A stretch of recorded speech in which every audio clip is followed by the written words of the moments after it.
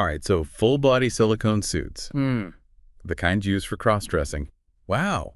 I mean, you sent over some fascinating material, and gotta say, the transformations they can pull off are really something. But like anything promising such big change, I think we got to peek behind the curtain a bit. Oh, absolutely. It's kind of like when you see a photo, right? Super striking at first glance, but then you kind of start to notice, oh, the details, how they use the lighting, all the stuff that goes into making that image. Silicone suits, I think, they're pretty similar. There's way more to it than meets the eye. So for this deep dive, then, our mission, if you will, is to kind of unpack the whole thing, the good, the bad, the whole shebang. And from what you've shared, the tech behind these suits, it's pretty advanced. I even saw one source mentioning suits with like built-in features. I mean, think molded breasts, hips, the works, making them look like incredibly realistic. Yeah, the realism, gotta hand it to them, it's impressive. But, all that doesn't come cheap. We're not talking about dropping a couple $100 here. Well, I was going to say, these things got to be pricey. Oh, yeah. A top-notch silicone suit, that can run you as much as, like, a brand new laptop. Maybe even a down payment on a car, depending.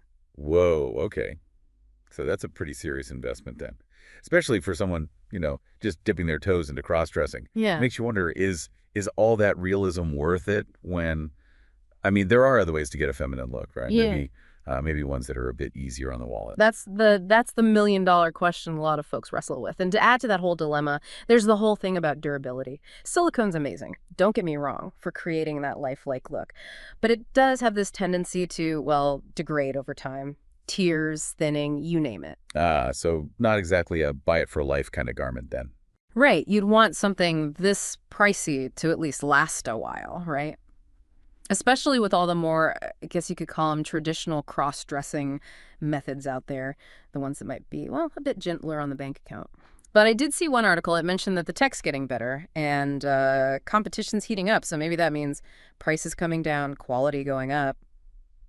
Okay, so that's kind of hopeful. That's Maybe it'll make these suits more accessible, down the line. But even if the price wasn't so much of an issue, what about like comfort, Yeah. practicality? Silicone, it's not exactly known for being breathable, is it? Have you ever worn a wetsuit? Oh, yeah. Yeah. I remember feeling like I was trapped in a sauna after like 5 minutes. That's actually a pretty good comparison. Now imagine that feeling, but times 10, because you're in a full body silicone suit. Yeah. Can get pretty intense, especially if it's warm out. One source even said, let me see, hot and sticky. Ooh, yeah. Not exactly the picture of, effortless grace and beauty, I'd imagine. Right. But wouldn't that depend on where you are, too? Like, if you're inside, air conditioning and all, maybe not as bad. Sure. The environment definitely matters. But even in cooler spots, that lack of breathability, it's still a factor. And it's not just about comfort either. Gotta think about potential health risks too, right? Yeah. All that sweating, overheating, it can lead to, well, skin irritation for one, rashes, even heat exhaustion if it gets really bad. Okay, so we've got the potential for feeling like a baked potato under all that silicone. What else should someone keep in mind? So remember how I mentioned silicone being pretty dense? Well, that translates to weight, and not just like a few extra ounces. We're talking some suits weighing several pounds, some even tipping the scales at over 10 pounds. Whoa, okay, that's Yeah. like carrying around a bowling ball under your clothes. That's going to make it tough to move naturally. Exactly. And your energy levels, it can affect those too, like lugging around an extra weight constantly. Then think about trying to put clothes on over a silicone suit. All that bulk, that can be a real pain. Yeah, I see what you mean. You'd probably need to size up in clothes, Mm. and that could kind of mess with that sleek, natural look you might be going for. Exactly.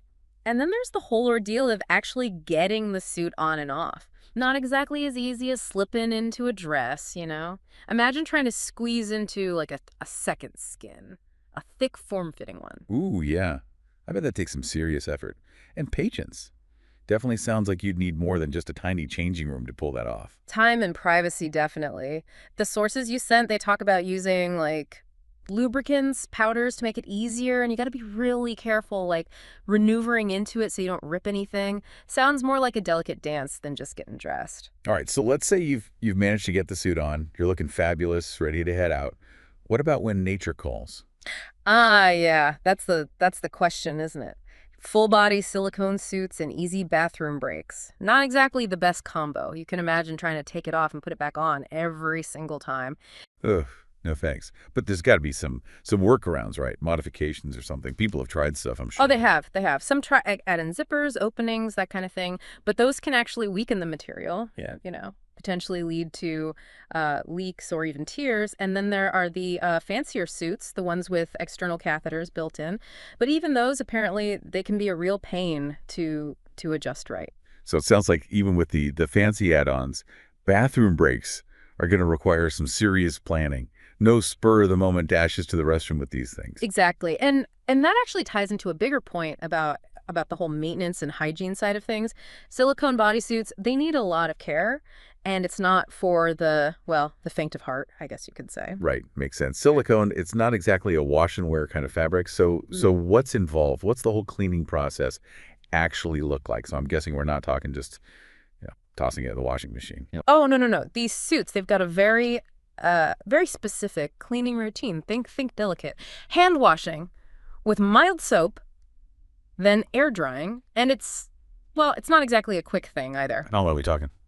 Could be a few hours, depends on, I guess, the weather, how humid it is. So yeah, a lot of work then. Yeah. Especially if you're, someone who's always on the go. And I imagine if you don't do it right, if you're not careful, could really shorten the lifespan of the suit, right? Yeah. Which brings us back to that whole cost thing. Oh, for sure. Damage from like strong detergents or drying it the wrong way, that can be tough to fix, sometimes impossible. And a damaged suit, well, that means shelling out for a whole new one. Oof. Makes you think. Is all that effort worth it?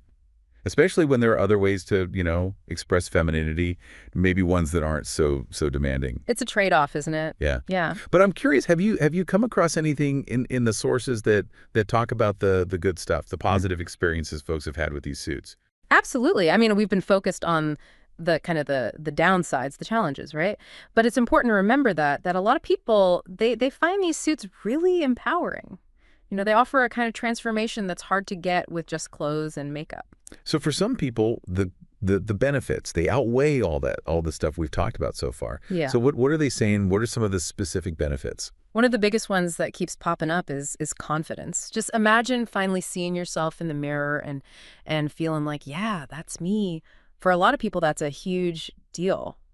Really transformative. Yeah, I can see that. It's like the difference between trying to squeeze into someone else's clothes versus having something, custom made just for you. And it's not just about how you look either. It's deeper than that. It's about, emotions, psychology. These suits can help people, figure out their gender identity, try out different ways of expressing femininity, and just feel more comfortable, more confident in social situations. So it's beyond just the outside. Right. It's about how you feel on the inside, too.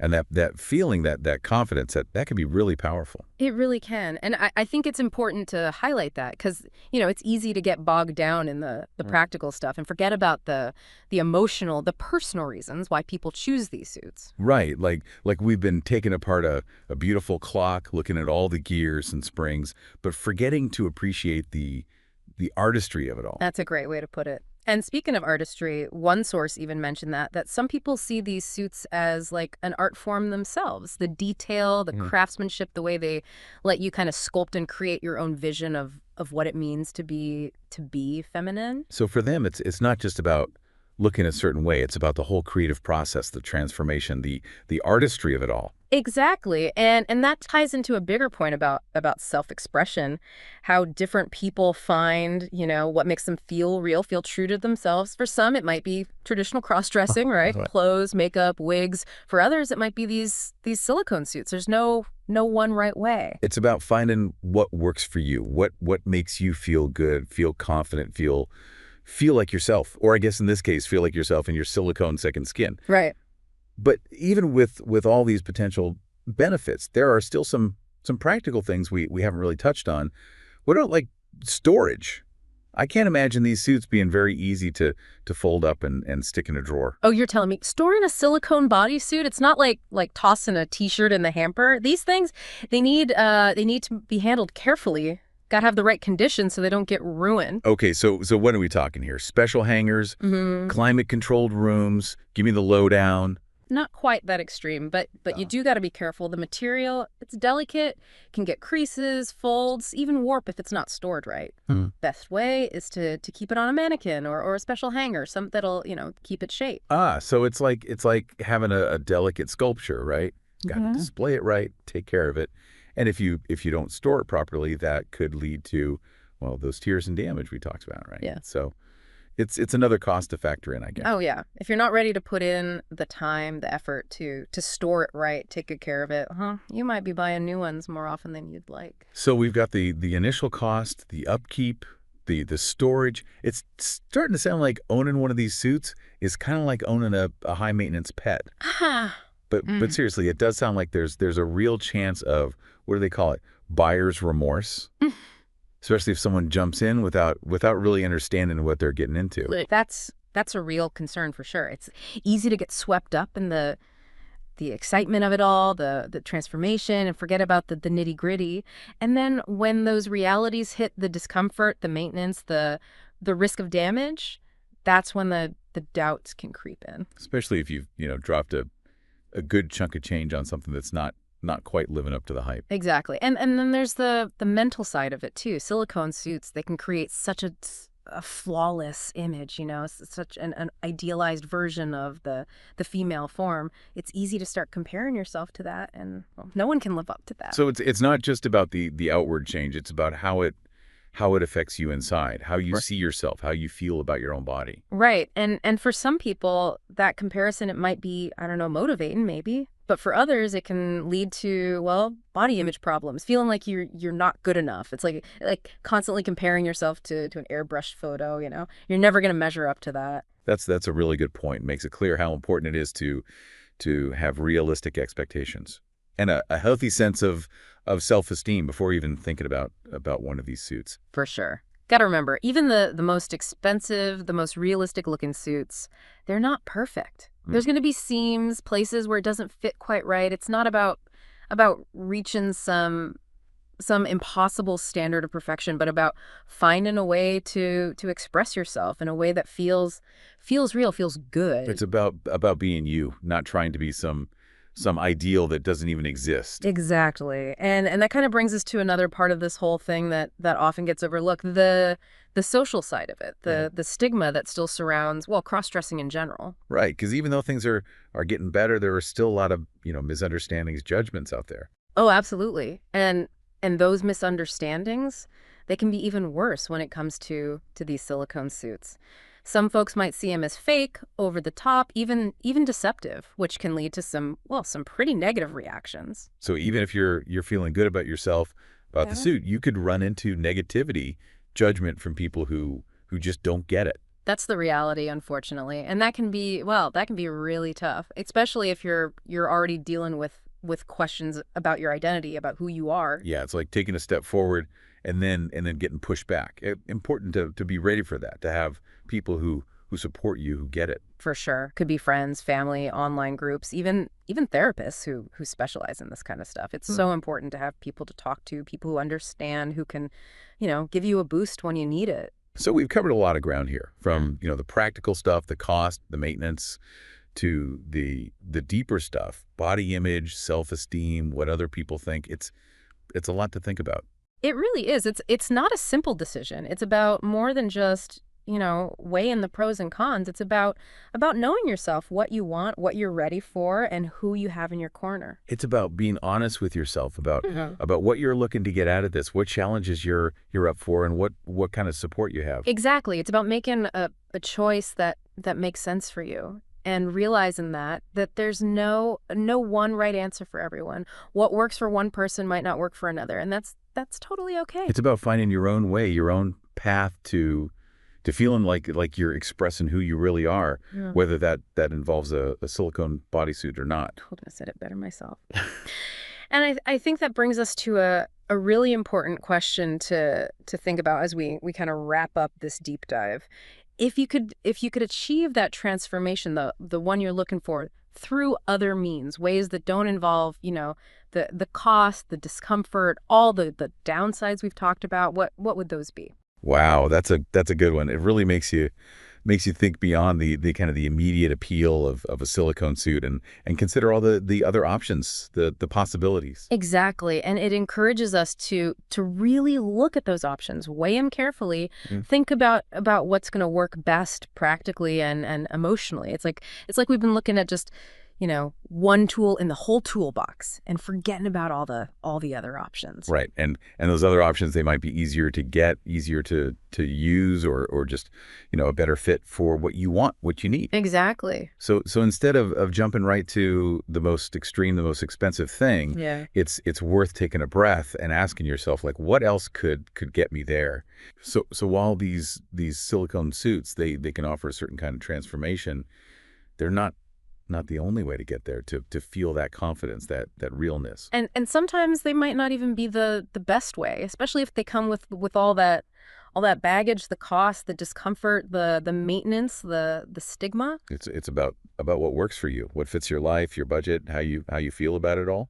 So as we wrap up this deep dive into the world of silicone bodysuits, I want to leave our listeners with a few things to think about. First, remember, there's nothing wrong with exploring different ways to express yourself, whether it's clothes, makeup, or even these silicone suits. What really matters is that you feel good about it, that you feel like you're being true to yourself. And second, remember that real change, real transformation, it comes from within. It starts with loving yourself, accepting yourself, and being willing to embrace who you are, all of it.